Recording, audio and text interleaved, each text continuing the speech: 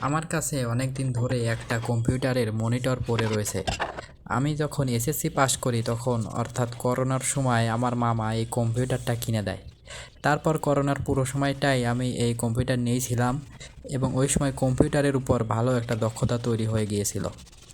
তো যাই হোক, করোনার শেষে যখন আমি ইন্টারে ভর্তি হই তখন কম্পিউটার আমার বাড়িতেই রেখে যাই, ফলে ব্যবহার না করায় কম্পিউটারটা নষ্ট হয়ে যায়।